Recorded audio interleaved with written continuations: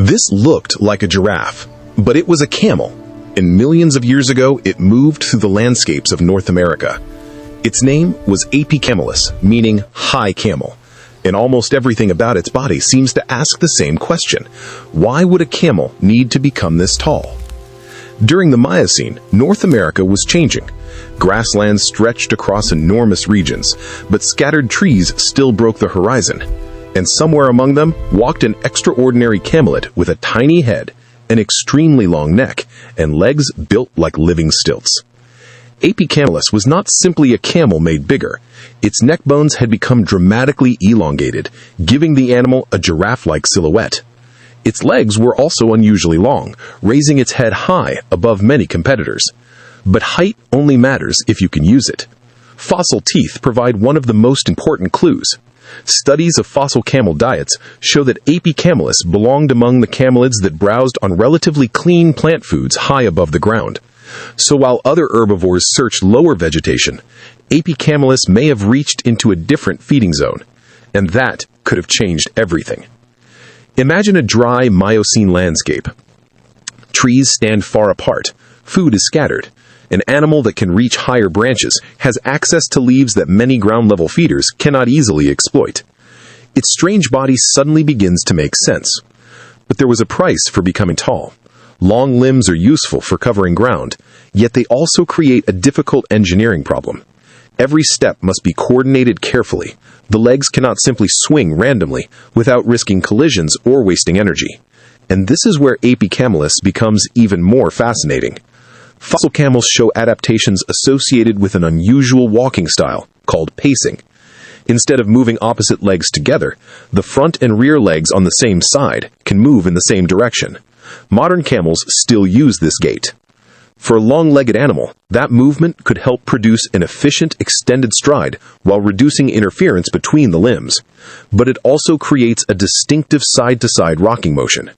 The animal was beginning to look strange for another reason too. Its feet were not like the hooves of a typical deer or horse. Advanced camelids evolved two-toed feet with soft pads, allowing them to move across difficult ground while distributing their weight. So Aepycamelus was not merely tall, it was a specialized machine for moving between scattered food sources. And then there was its neck. The resemblance to a giraffe is striking, but this was not a giraffe. The two animals belonged to completely different evolutionary branches. That makes Aepycamelus an extraordinary example of convergent evolution. Unrelated animals independently arriving at similar solutions to similar ecological problems. If reaching high vegetation was valuable, evolution could produce a long-necked browser more than once. But the most important question remains: how high could this camel actually reach? Reconstructions suggest that the top of its head may have risen to around 3 meters above the ground. Exact measurements remain uncertain because fossils rarely preserve the complete soft tissue body. Still, the bones leave little doubt about the basic shape: a small head, an elongated neck, long limbs, two-toed feet, and a lifestyle probably centered around vegetation. But there is another clue hidden in the skull. Different Aepycamelus species show differences in their skulls and jaws. That means this strange camel was not one isolated experiment. The lineage included multiple forms, each with its own anatomical variations. Evolution was experimenting, and for millions of years the experiment worked. Aepycamelus lived during the Miocene, when camelids were diversifying across North America.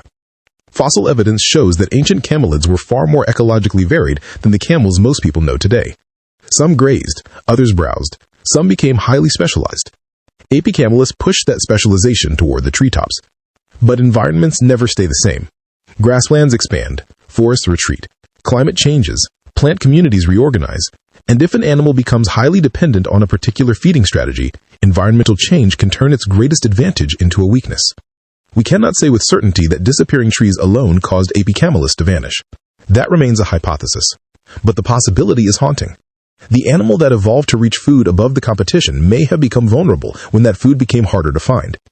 Eventually, Aepycamelus disappeared from the fossil record. The long neck vanished. The stilt-like legs vanished. The high camel became another experiment that evolution no longer continued. Yet its story did not completely disappear. Millions of years later, its bones still reveal something remarkable about evolution itself. Nature does not always invent completely new designs. Sometimes it takes an old body plan and pushes one feature farther than anyone would expect. Aepycamelus was still a camel, but evolution transformed the camel body into something that looked almost impossible. And perhaps that is the strangest part of all. Before humans ever imagined a giraffe-like camel, evolution had already built one. The question is not why it looks strange. The question is what its strange body allowed it to become. And for a time, among the scattered trees of Miocene North America, that strange design worked.